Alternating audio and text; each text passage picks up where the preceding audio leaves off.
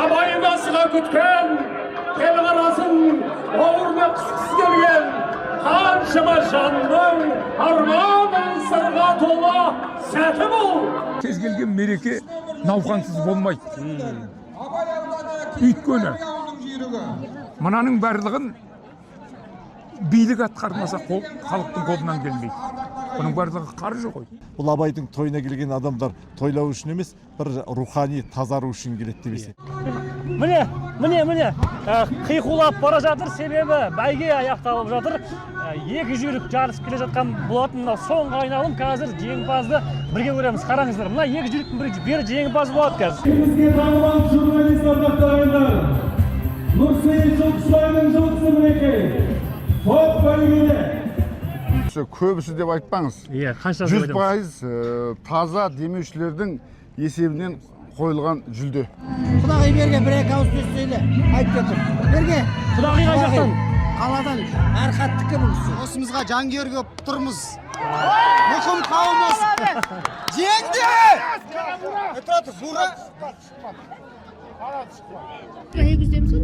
Қызық болды ма той? Қызық енді басталды ғой, қарасаңшы.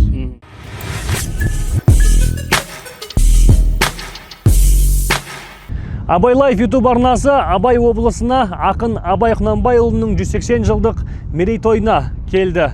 Абай 10 күндігіне арналған іс-шаралар Семей жерінде 1 тамызда басталып кеткен. Ал негізгі той ертең Абайдың туған жерінде Қарауылда өтеді. Біз қазір сол Қарауылға аттанып бара жатырмыз. Онда ақын рухына құран бағышталады, ас беріледі, концерт, спектакль қойылады, бәйге болады, балуандар күреседі. Соның барлығын тамашалаймыз. Мемлекет басшысының құттықтауы оқылады. Сондықтан да бізбен бірге болыңыздар. Ал біз Абай ауылына барар жолда тарихи мәдени кешендерге соғамыз, музейлерге кіреміз. Оның барлығын өздеріңізге таныстырамыз, көрсетеміз. Абай Лайф YouTube арнасынан алыстамаңыз.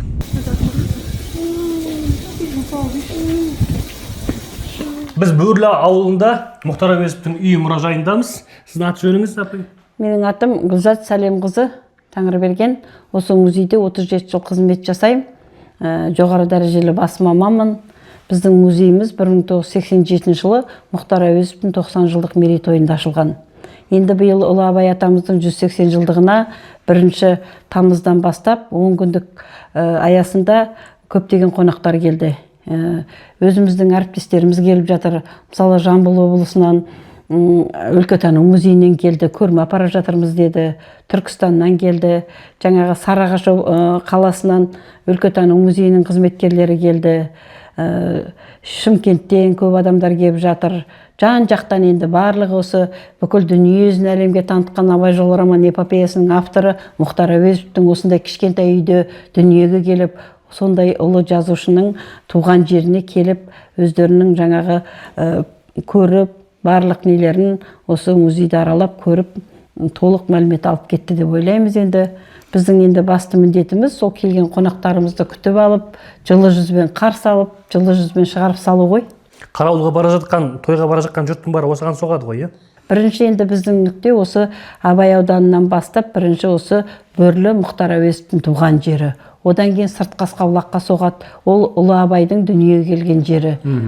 1845 жыл 10 тамыз күні Абай атамыз сол Сыртқасқабұлақта дүниеге келген. Одан арға Еңлікебек кесенесіне соғады. Жолдан Құнанбай бабамыздың музейі бар, Ақшоқыға соғады. Ары қарай Жидебайда Абай атамыздың, Шәкәрім атамыздың музейіне, содан Қарауылтөбеге тойға дейін бара жатқан қонақтар легі ағылып жатыр бірінен бастап. Мына үйдің негізі сақталған ғой, музей қазір енді бұрынғы. Негізгі фотосы мынау. Фотосы. 1977 жылы мына сабан кірпіш әбден ескіргеннен кейін қайтадан жаңғыртып музей салған ғой. 10 жыл бойы кітапхана, ферманың орталығы болып тұрды. 87 жылы ресми түрде Мұхтар Әуезовтің музейі болып ашылды. Биыл 38 жыл толады. Мынау енді сақталған орнына қайта жаңғыртып салған. Түсінікті. Негізгі маршрут жаңағы сіз айтқан бойынша. Иә, мен айтқан бойынша. Мен енді биыл Ұлы Абай атамыздың осы 180 жылдығына орай ұлылар мекеніндегі тарихи жерлер деген шағын брошюра дейміз ғой, сол кітапшаны шығардым. Сонда Семейден Абай жолынан бастап жол бойы тарихи тоқтайтын жерлер туралы маршруттың бәрін жазып шықтыңыз. жазып шықтым.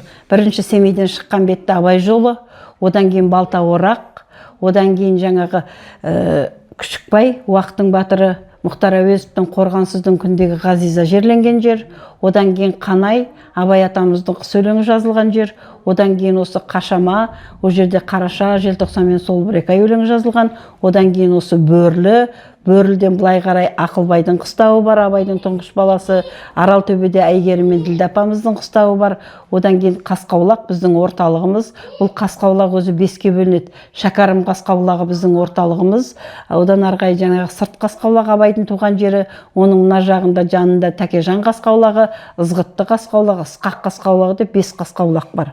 Одан кейін жаңағы пьеса қойылған Ойғыдық жазығы, одан кейін Еңілкебек кесенесі, одан арғай Шілікті кезең дейміз, Әйгерім апамыз бен Абай атамыздың кездескен жері, оң жағында Еңілкебектің тығылған үйтасы бар, қарсысында Мамай батырдың жаңағы Архат ауылы, одан арғарай жаңағы Жидебай, Жидебайдан арғарай Қарауылдан ары Көкбай Жанатаевтың музейі, Шәкір Әбеновтің музейі бар. Енді сіздер Қарауыл төбеге дейін жаңағы тойға дейін баратын жолдың барлық маршруттары жазылған.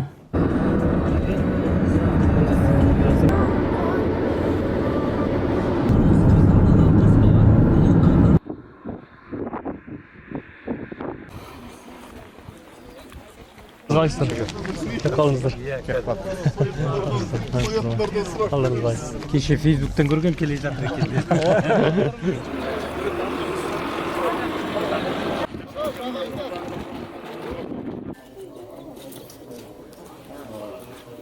Ассалаумағалейкум. Қайсыздар? Мынаған қалай айтады? Атан түйе деп айтама, не деп айтады? Бура деп. Бура ма? Дöne жүн. Бұл қандай түйе айтыңызшы? Жігіттер, қасапшылар ма? Бұлағына түйін қандай деп айтады? Бура деп айтады ма? Атан түйе деп айтады? Бұл қалай? Дöne жүн. Түйе деп берсе, мен аяқтамын. Еркек түйе деп айтайық. Сіздер қасапшы еместер ма? 10 тамыз Абай тойының негізгі іс-шарасы бүгін осы Абай Шәкәрім мемориалдық кешенінен басталғалы тұр. Осында қазір Дöne жүн түйе құрбандыққа шалынып, имамдар Құран бағыштайды, азаматтардың барлығы осында жиналып жатыр. Одан кейін концерттер, бәйге, күрес, өзге де іс-шаралар орталықта Қарауылда жалғасады. Біз тойға келген делегациялардан, азаматтардан қазір сұхбат алып, пікірлерін білеміз. Қарағандыдан бір топ делегация алып келдіңіздер ғой? Бұл енді Абай топырағына, Абай туған топыраққа бүгін қарағандылықтар арқадан үлкен делегация келді. Бұл енді тойға біз енді делегация қонақ болу емес, тойға үн қосайық, сәнне сән, мәнне мән қосайық деген ниетпен, өнерімен, жан жақты үлкен дайындықпен келдік. Сондықтан бүгін қарағандылықтар барша әлемнің Абайының тойында қызмет жасау үшін келді деп есептейміз. Жалпы Абай 10 күндігі Абай облысында емес, бүкіл біздің Қазақстанда Қарағанды облысындағы Абай 10 күндігі үлкен сәнімен салтанатымен басталды. Абай қаласында өткен үлкен республикалық ақындар айтысы бұл енді сол тойдың бастауы болды. Ол айтыстан міне үлкен халықаралық дәрежедегі айтысқа қарағандықтар келіп бір жақсы өнер көрсетіп, арқалықтар үлкен мәртебелі жеңіске ие болып, бізде үлкен арқаланып тұрған жағдайымыз бар. Жалпы бұл менің ұғымымда Абайдың дәрежесіне жеткенде ғана бұл әлем өзгеретіндігін уақыттың өзі дәлелдеп келе жатыр. Сондықтан барша осы тойға келген адамдар, мен енді Асқар Сүлейменовтің сөзімен айтқан уақытта, бұл Абайдың тойына келген адамдар тойлау үшін емес, бір рухани тазару үшін келеді деп есептеймін. Тойдағы іс-шаралар көзқарасыңыз бойынша қалай өтіп жатыр? Өте тығыз, өте көп іс-шаралар бар сияқты. Өте көп және мағыналы іс-шараларға толы. Жалпы Абай өңірінің азаматтары, Абай облысының басшылығы ол барлық шараны жан-жақты көрсетуге, барлық келген қамтылған делегациялардың, азаматтардың, жаңағы шақырылған және өз еркімен келіп жатқан барша елге жағдайды өте жақсы жасаған. Сондықтан бұл жерде жаңағы тойға келген адамдар мені іздеп келмеу керек. Мен не істеймін деп, мен осы тойға қалай үн қосам деп келген азаматтарды көріп көңілі қуанып жатыр. Сондықтан той жоғарғы дәрежеде өтетініне мен сенімдімін. Өтіп жатыр. Ал іс-шаралардың әрқайсының өзінің тарихта да қатпарланып жазылып қалатын өзіндік орны бар жақсы іс-шаралар. Әлем ақындарының, әлем азаматтарының бас қосқан тойы ол Абайдың бір ғана қазақтың емес, алты алаштың емес, әлемнің Абай екендігін дәлелдеп тұр. 1840 жыл Құнанбай еленеді, түсіндіңіз, иә? Содан кейін Оспан қайтыс болады. Негізінен кенже ол Оспанға қалдырады. Оспан 1891 жыл қайтыс болады да, үш әйелі жесір қалғанда Абай алады. Әмен келсін, Абай көшіп келеді да, жаңағы сіздің сұрағыңызға қарай. Бұл әкесінің жүйеді ғой, оны бұзған емес, қайтадан қалпына келтіреді. Сонда 30 шақты мастер әкеледі Семейден. Сонда осы пештерді де салғызады, қала үлгісіндегі пештер, мына шетелдің пешін салғызады. Сондықтан құрметті қонақтар, оған ешқандай күмән келтірмеңіздер. Абай қайталап салғызып еді. Осы жерде бірінен бастап шаралар күнделікті өткізіп жатсыздар, иә? Бірінен бастап біздің барлық күнделікті шараларымыз өтіп жатыр. Кеше ғана біздің бас музейде республикалық суретшілердің одағымен бірлесіп көрме ашылды. Халықаралық ғылыми тәжірибелік конференция өткізілді. Бүгін 13 тамыз күні барлық қарауылға келген, қарауыл төбеге келген қонақтарды біз қабылдап, сол кісілерге қызмет көрсетіп жатырмыз. Енді айтқым келіп тұрған облыс басшылығының жаңағы қолдауымен өмірі болмаған Жидебай мекеніне және Бөрліге байланыс интернет жүйесі орнатылды. Ол Билайн компаниясы арқылы орнатылды. Осы жерде жаңағы келген кісілерге бұл жер билетпен келген адамдарға картамен, қолма-қол ақшамен, QR-мен төлеуге біз мүмкіндік жасалып тұр. Осы уақытта. Бүгін Мәдениет министрлігінің жаңағы тиісті бұйрығымен 9-ы 10 күні тегін қызмет етеді. Мұнда келетін жолды жақында жаңғыртқан ғой, не дұрыстаған ғой? Мына Қарауыл Семей жолында Ералы жазық дегенбіз, оның бөлігі биылғы жыл қайтадан жасалынды, жол жасалынды. Басқа өңірлерден келушілерге қазір ешқандай кедергі жоқ, Қарауылға, Жидебайға жетуге? Жетуге ешқандай кедергі жоқ. Семей мен Екорда 180 шақырым, қара жол, асфальтталған жол. Жол бойындағы жаңағы қажетті әжетханалар болсын, басқа дүниелер болсын, оны қойылған жұмыс істеп. Биыл Жидебайға келушілер ерекше көп па? Әрине ерекше көп. Бізде былтырғы жылы жалпы музейлерімізге 111 мыңнан астам адам келген. Қазіргі уақытта бүгінгі күнге дейін музейімізге 70 мыңнан астам адам келіп отыр. Жылма-жыл адам саны көбеюде. Тек қана Қазақстаннан емес, қазір көршілес Қытай мемлекетінен, Ресейден, Еуропадан барлығы да Семейге келген адам бірінші Абай деп келеді, Абайдың музейіне барады, одан кейін біз Жидебайға барыңыздар. Осы жерде Абай шәкәрім кесенесі бар. Құнанбай ауыл үшін бұл әдеттегі меймандар санаттан емес, Абайын асыға күткен, кел қарасын ауырына қысқысы келген, қаншама жанның арманын сырға тола сәті бұл.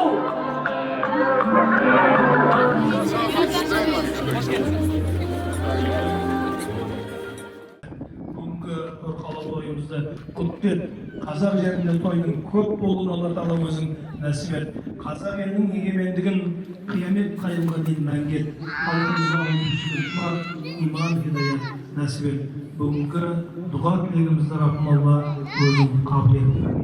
Көшіміз байсалды болсын, қонысты болыңыздар, өрісті болыңыздар. Қазақтың көші, салтанаты. Қарауылда, орталық алаңда бала Абайдан дана Абайға театрландырылған қойылымы болып жатыр. Оны тамашалауға арнайы Астанадан парламент сенатының төрағасы Мәулен Сағаттанұлы Әшімбаев келіп қатысып көріп отыр. Сонымен бірге облыс әкімі Берік Уәли, Қазақстан облысының әкімі Нұрымбек Сақтағанов, парламент депутаттары, министрлер бүгінгі шарада қатысып көріп отыр. Бұдан кейін үлкен ас болады. Бізбен бірге болыңыз. Ай жүзіне ғибрат еттім.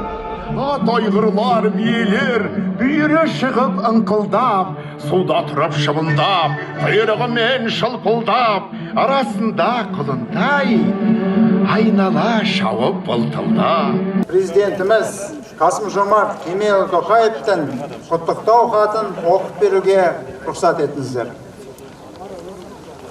Абай Құнанбайұлының туғанына 180 жыл толуына арналған салтанатты іс-шараға қатысушыларға.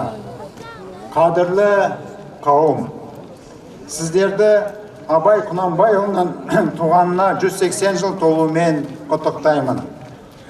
Абай төл мәдениетімізді дамытуға өлшеусіз үлес қосқан әлемдік деңгейдегі кемеңгер тұлға, халқымыздың сана сезімін жаңғыртқан ұлы ақын. Ол жаңа әдебиетіміздің негізін қалап, дүниетанымымыздың көкжиегін кеңейтті. Өскелең ұрпақты білімпаз, еңбекқор, адал азамат болуға шақырып, ұлттың жаңа сапасын қалыптастыратын қасиеттерді кеңінен дәріптеді. Отанға деген сүйіспеншіліктің және ел мүддесі үшін қалтқысыз қызмет етудің озық үлгісін көрсетті. Ұнап жатыр ма той? Ұнап жатыр. Сол түсірейін деп. Несі ұнап жатыр? Барлығы. Неге? Таңнан бері келдіңіздер ма? Жоқ, сағат 12-де. Сағат 12-де. Біз аягөздеміз ғой, жерде. Қызық болды ма той? Қызық енді басталды ғой, қарасаңшы. Бұрын келіп пе едіңіз осындай Абайдың тойына? Жоқ, мен бірінші рет келдім. Бірінші рет келіп тұрсыз, ұнап жатыр. Иә. Облыс қалай, өзгеріп жатыр ма? Өзгеріп жатыр. Қай жағына қарай өзгеріп жатыр?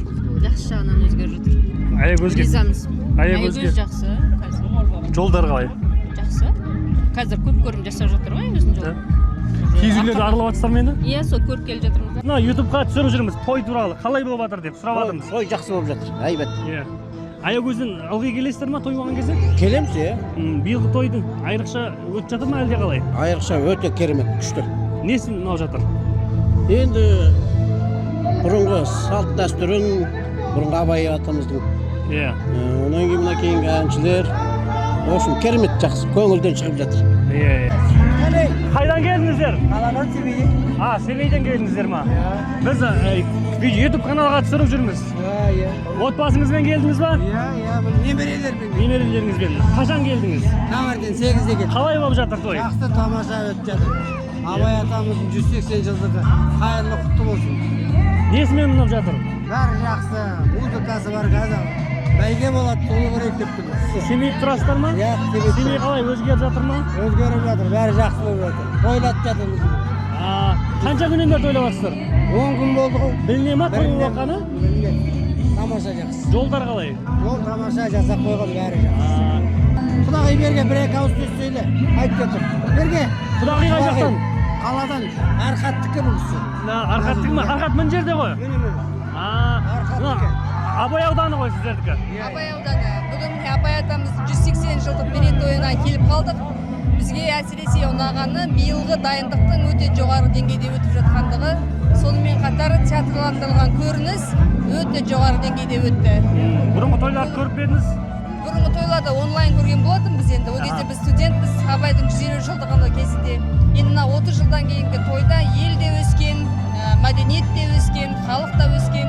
Өте тамаша қойылым болып жатыр бүгін. Енді той бір ерекшелеу болып тұр енді. Несімен? Несімен? Мына қазақ үйдің түгелі біркелкі әдемілік тігілгендігімен.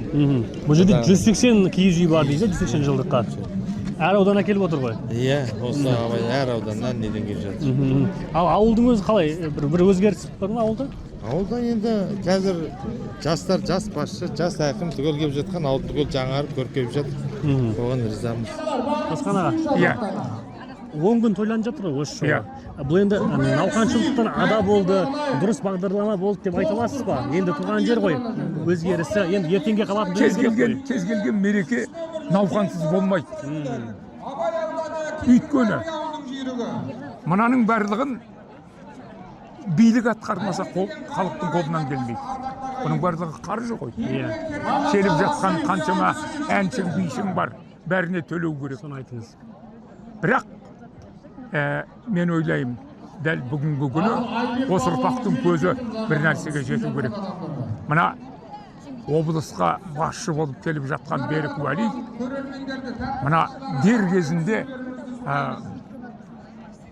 кәдімгі сауын сұрап ұран салғаны.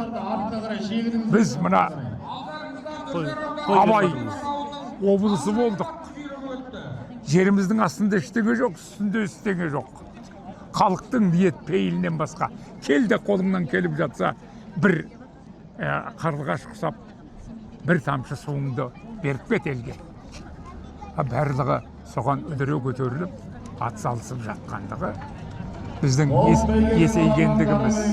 Бұны бүгінгі президентіміз Қасым Жомарт Кемелұлы да өзі де қолдап, осы ұранға кәдімгідей арқаланып отыр. Бүгін соның барлығын естідік. Мәулен бауырымыздан, сенаттың бастығы. Бұл онсыз, биліксіз бітпейтін дүние. Билік араласқаннан кейін міндетті түрде ол науқан болады. Ал халықтың өз көкірегі, қорытуы,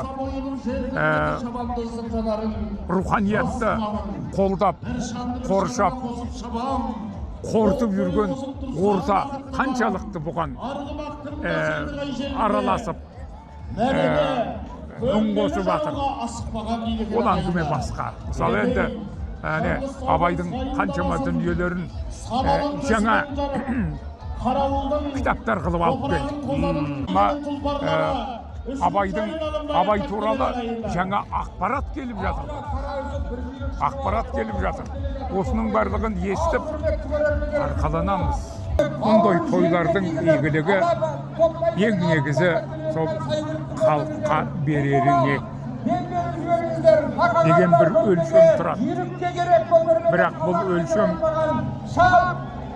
бір қарағанда әлеуметтік жағын ойландырады. Бәлкім бұл бүгін заманауи болмас. Бүгін заманауи мына қазіргі ғасырдың тенденциясы халқы аз, теперіш көрген ұлыс бүгін өзінің түп тамырын іздеумен жанталасып жатыр. Сол арқылы ол бәлкім осы бір заманда өмір сүру тәсілін не табат, не өзгертеді. Осындай ұлттың бірі біз әлі тарихымызды әлемге дәлелдей алмай жатырмыз. Мойындата алмай жатырмыз. Бұл әрине мақсатта болмас. Бірақ бұл бекем беріп мына ең алдымен сөз, ой, өнеге дедік қой. Бұл мына адамзаттық рухани тарихта ұлтты жоғары көтерер үш күш болады. Сөз, ой, өнеге. Ал Абай жолымен имани гүлмен келетін болсақ, үш махаббатымен жақсы пікір, көркем ой, жақсы ниетпен келетін болсақ, бұл онда жүректің шыдамдығы, сананың сергектігі, рухтың бекемдігі. Бүгінгі тойдың егер басқа жерден орын таба алмай тиянақтайтын жері қазақтың көкірегі болса, онда мына тойдан ұтқанымыз осы.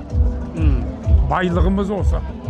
Келешек үміт арманымыз осы. Адам көп па? Жақсы адам, жақсы келіп жатыр. Той қалай болып жатыр өзіңізге? Ой, жақсы, күшті болып жатыр. Ұнап жатыр ма? Ұнап жатыр. Концерттерін көріп үлгеріп жатсыз ба? Үлгеріп жатыр ма? Қайда концерт? Концерт жоқ қана шығып отырғандар. Өзіңіз ғой қайда көмекші басқа қыздар? Жүрмін артында тұр. Айгүл, міне, болып жатыр, күшті өтіп жатыр. Иә. Бергенін алса да ішіндегі берекесін алмасын дейді. Иә. Берекелі халыққа жақсы болып жатыр.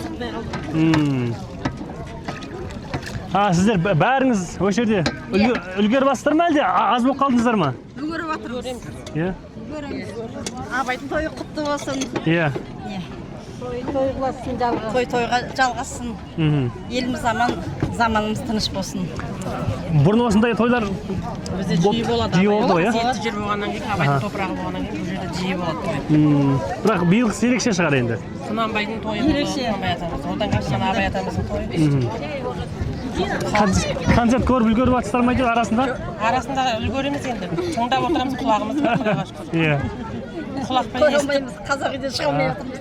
бір кішкене болсын көмегімізді қолымыздың ұшын тигізейік деп абай атамызға кішкене болсын әруағы риза болсын деп қатын түсіріп қатын бағыштап жатыр.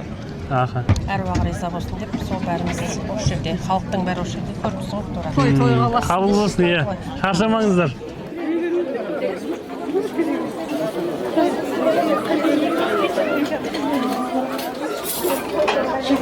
Өздеріңіз көзбен көрген азаматтар ретінде биылғы тойдағы негізгі бір атап өтетін тұстарын айтып берсеңіз, көргеніңізді. Биылғы Абай атамыздың 180 жылдық тойының ерекшелігі бұл арнайы Абайдың 10 күндігі деп, сол 10 күнгі бүкіл шараларды жаңағындай бір апай-топай қылмай, бәрін ретіменен, мәнімен, сәнімен өткізгенде. Өйткені 10 күннің ішінде көптеген шаралардың жаңағы өзінің мақсатынан, өзінің қойған бір мүддесінен шығу үшін осы 10 күндік өте таптырмас тәсіл болған деп есептеймін. Себебі әрбір Семейде мысалы осы Абай күніне арнайы зағиптардың кітап оқитын кітапханасы ашылды мысалы. Мен әзілдеймін, мына көкірегі саулар оқысыншы деп істеп жатқан шығар деп. Одан кейін қаншама кітаптардың тұсаукесері болды. Олардың өзінің барлығы бір үлкен маңызды шаралар ретінде қаншама спикерлерменен шақырылып, тыңдарман, көрермен, студент барлығын шақырылып отырып, сондай үлкен деңгейлерде өткізді. Одан кейін Семейдің өзінің, Семей былайша айтқанда тарихи қала ғой, музей қала деп айтса болатын шығар оны. Сондықтан Семейдің де сол шараларды әрбір тарихи орындарға қойып, сол тарихи орындарда жүріп жатты да. Ал енді осындай ас пен тойда бәйге мен айтыс бәрінде бар ғой. Ал бұл тойдың ерекшелігі жаңағы Абай шығармашылығынан жаңағы қанша мыңдаған адамның күйіз сұрақтарыменен жаңағындай сондай үлкен зерделі ойын түрінде ұйымдастырылғанда бұл ерекше болды. Одан кейін әр жерден келген делегациялардың өзінің жеке бағдарламалары бар. Өзінің әрқайсыныкі әртүрлі бөлек-бөлек. Сондықтан осы 10 күндікке сыйғызу, 10 күндікке қою деген өте үлкен жақсы тәсіл болды деп есептеймін. Мен үшінен бері қарай осы Семейдемін. Сол Абайдың әндерінен болсын, басқа нелерде болсын, баршасынан жаңағы концерттер болды. Оны халық қайталап сұрап, одан кейін басқа жерлерде де қосымша жаңағы концерттер өтіп жатыр. Сізде енді той болған кезде науқанмен апыр-топыр өткізеді, одан кейін халыққа бір тағылым болады, ештеме қалмайды деген сын жиі айтылады ғой, ақша шашылады деп. Енді шынында жаңағы ас ішіледі, аяқ босатылады. Бірақ та міне қаншама кітаптардың осы 180 жылдыққа байланысты тұсаукесері жасалды. Соның ішінде Абай жолы романына байланысты энциклопедия шықты. Ол деген романды солдай энциклопедияның тұрғысында энциклопедия шығару деген ол жалпы әлем әдебиетінің тәжірибесінде жоқ нәрсе.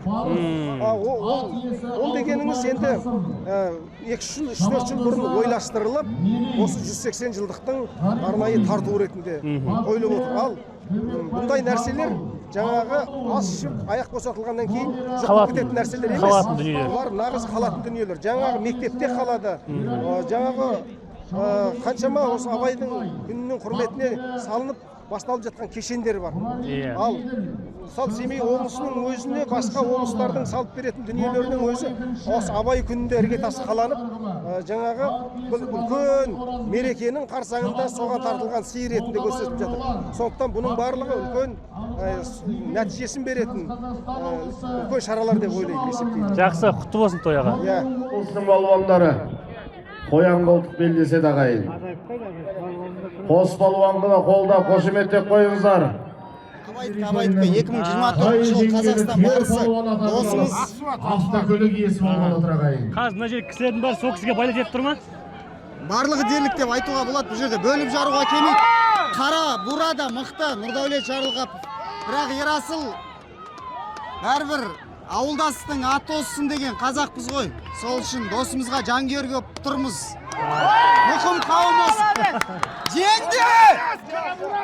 Бура! Біткен жоқ қой әлі? Жоқ, біткен жоқ. Жеңгенге не береді? Жеңімпазға менше көлік. Жарылғап Нұрдәулет жетіп. Жоқ, қуану керек, бұл тарихи сәт.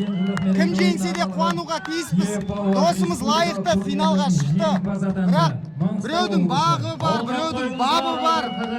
Демек, Қарабура жақсырақ дайын болды. Құтты болсын жеңіс Маңғыстау.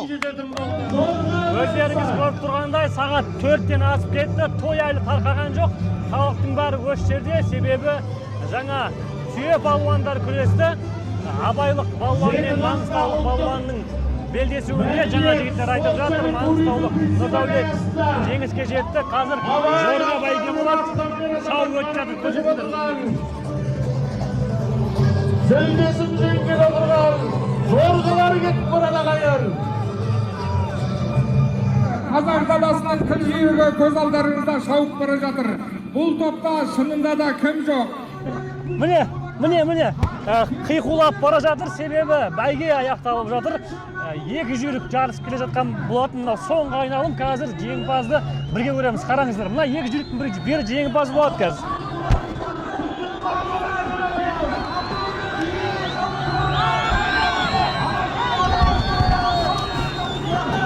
Міне,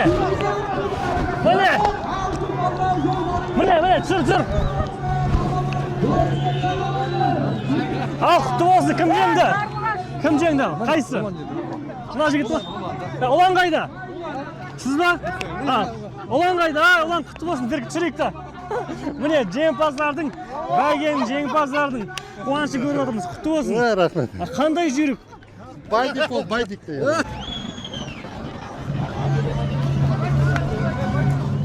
Бүгінгі абай тойына тігілген, бәйгеге тігілген сыйлықтың барлығы осы жерде. Ең үлкен сыйлық, ең қымбат сыйлық осы сияқты аламан бәйгеде бас жүлде алған қазіргі шабандозға Санта-Фе, Тенда Санта-Фе көлігі беріледі. Бір қорлар демеуші болған Көкпектау ауданынан тарту абай тойына, мына ауданның тартуы. Мына жақта ВАЗ көлігі сыйлыққа тігілген.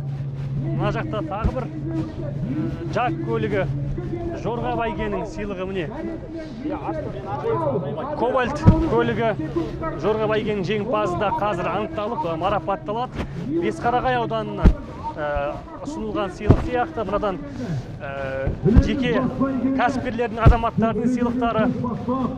Мынау Үржар ауданынан аталған сыйлық Абайдың 180 жылдық тойына. Бұл да қатысушыларға, жеңімпаздарға берілетін сияқты. Мына жақта енді Жетур көлігі тағы бір бәйге. Бұл енді 180 километр ультрамарафонда бас жүлде алған азаматқа беріледі. Ультрамарафонда бүгін таңертең өткен.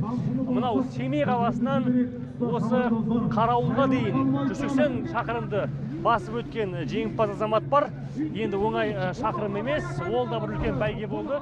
Сол азаматқа осы Жетур көлігі табысталып жатыр. Сонымен бір 10 шақты көлік мына жерде көріп тұрғандарыңыз, бұдан басқа да демеушілер, өзге де жеке кәсіпкерлер берген сыйлықтар өте көп, қаржылай сыйлықтар бар. Оның барлығы бүгін 13 тамыз қорытындыланады. Облысы, Үржар ауданы, Науал ауылы. Кім баптаған мұны? Баптаған? Иә, кім дайындаған? Мен бе анау ағамен. Ағамен ба? Қазір жеңдіңдер ма енді? Жоқ, үшінші орын алғанбыз. Аха. Қазір енді оған не аласыңдар? Не аласыңдар оған үшінші орынға? Подарок аласыңдар ма? Иә, бір бас жылқы. Бір бас жылқы? Иә. Серьезно? Серьезно. Иә, оны не істейсіңдер? Оны қысқа шейін қалдырамыз, содан көктемде. Анау сатамыз. Сатасыңдар ма? Ақшасын? Ақшасын не қыласыңдар? Не аласыңдар ақшасын?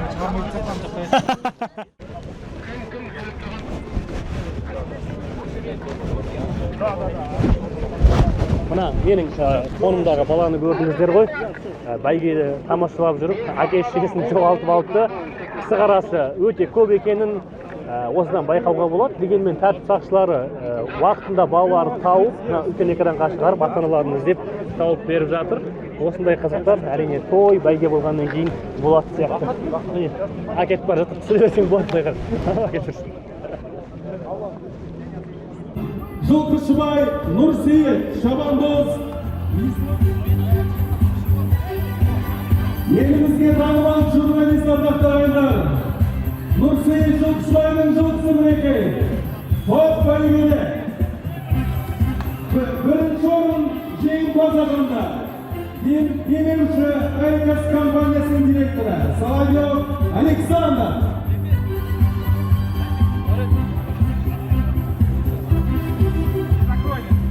Бәйгенің бас бәйгесі Алматы облысына кетті, ардақты ағайындар. Абай елінің қошеметін бір көрсетейік кішкенекей.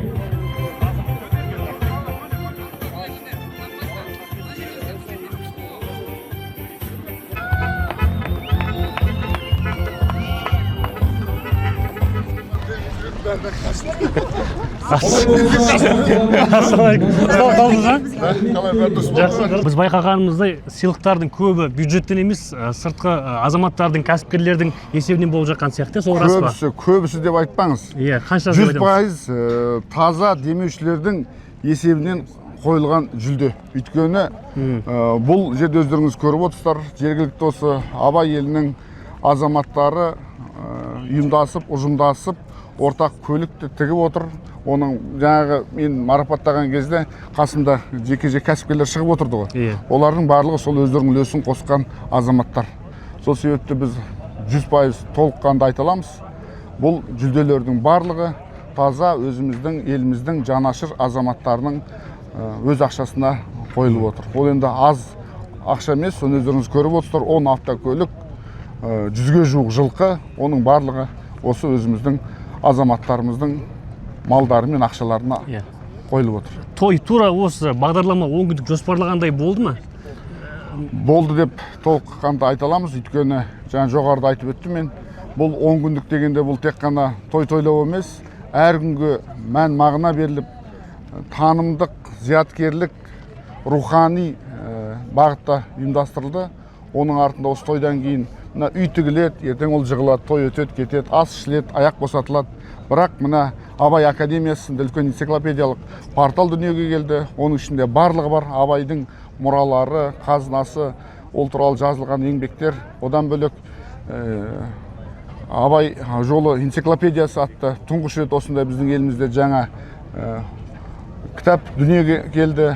Абай Құнанбайұлы ол кім деген жастарға, өрендерге арналған кітап дүниеге келді. Бағашардың сол сияқты көптеген осы өзіміздің демеушілердің есебінен шыққан 5 тағы кітап жарық көрді.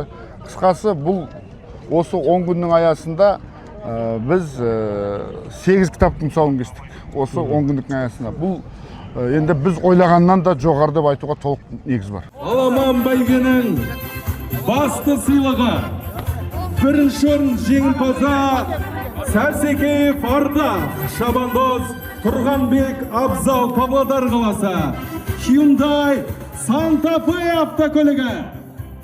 Өздеріңіз сахнадан көріп тұрғандай, бүгінгі Абай тойы осымен қорытындыланды. Барлық байқаулардың, бәйгенің жеңімпаздарын облыстың әкімі Берікуәлидің өзі марапаттап, автокөліктердің кілтін табыстап жатыр. Бізге ұнағаны ең қызығы мына жақта халықты қарасаңыздар, Абайдың халқы тарқамаған, кешке дейін той біткенге дейін тапжылмай тамашалап тұр. Мұның өзі тойдың қаншалықты қызық болғандығын көрсететін деп ойлаймыз. Қарасаңыздар, қымбат бара жатыр. Халық өз жерде той міне бір 15 минутта аяқталады. Сіздермен бірге болған Абай YouTube арнасы бізбен бірге болды. Амандықта қойықты болсын.